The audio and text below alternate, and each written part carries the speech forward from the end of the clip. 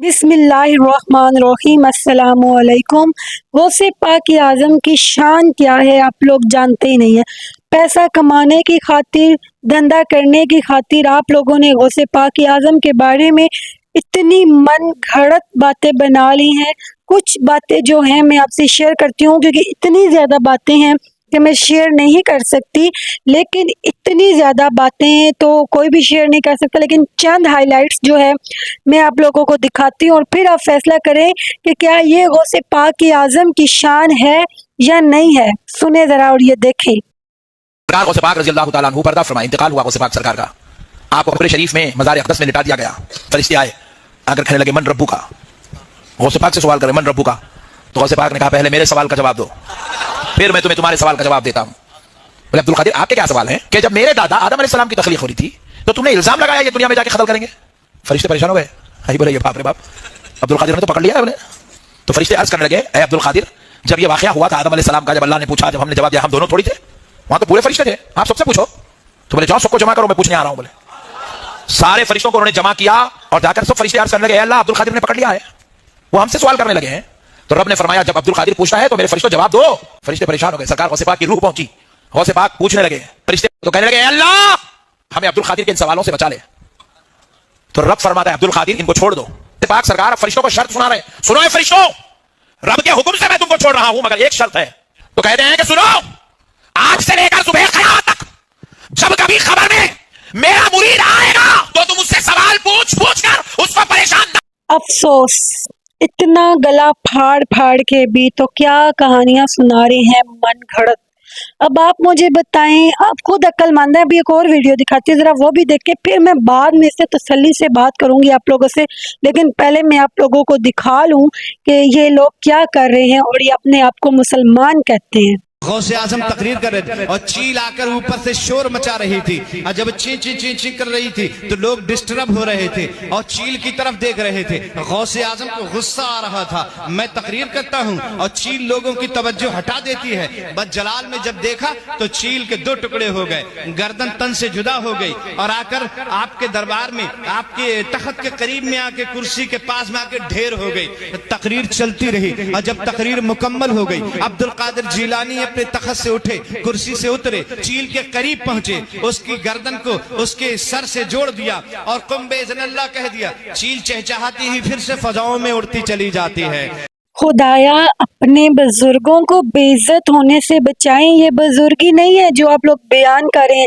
ये अगर वाकया है तो मुझे बताओ, कोई जिल्द बताओ, कोई हवाला दो, हमें भी पता चले कि चील जिंदा हो गई है और वो सिर्फ गौसे पाक को ही तंग कर रही थी। अस्तगफिरुल्लाह। क्या आप लोग मन घड़त अभी और देखें, जरा सब्र करें और देखें।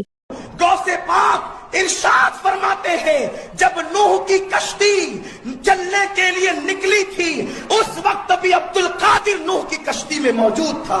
फरमाते हैं जब नारे नमरूद इब्राहिम पर गुलजार हुई उस वक्त में हजरत इब्राहिम की पुश्त में मौजूद था। गौसे पाक फरमाते हैं मेरे अल्लाह ने मुझसे 70 मर्तबा वादा किया है, अब्दुल कादिर जो तुझसे मोहब्बत करेगा उसको उस वक्त तक मौत नहीं दूंगा जब तक कि उसको तौबा की तौफीक।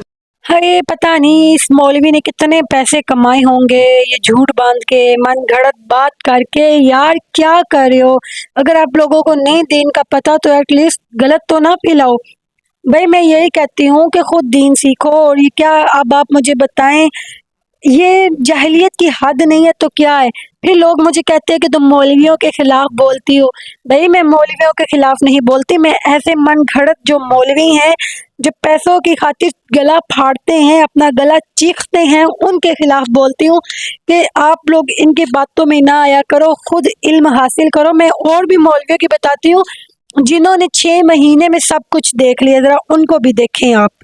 मैंने 6 महीने की उम्र में बड़े तमाशे देखे, बड़े तमाशे देखे। आप अंदर गए 6 महीने की उम्र की, मैं बोलता हूँ मैंने आँख खोली है, जब से आँख खोली है गोश्त के झंझनाहट सुनी है।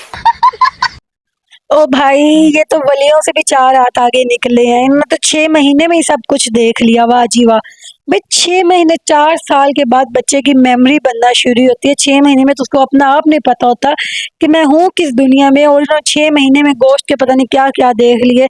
अच्छा रुके जरा और भी दिखाती हूँ, आप लोग भी इंजॉय करें। कि इंजॉय इसलिए कह रही हूँ कि आप लोग जो इन मन घड़त मौलवियों के पीछे हैं ना, जो मन घड़त बातें करते हैं और पैसे कमाते हैं, गले फाड़ते हैं, इसलिए मैं कह रही हूँ इन मौलवियों का इंजॉयमेंट देखो आप लोग भी। ईसा अलैहिस्सलाम कयामत से पहले इस दुनिया में तशरीफ लाएंगे, बताइए उनका मज़ार शरीफ कहाँ बनेगा?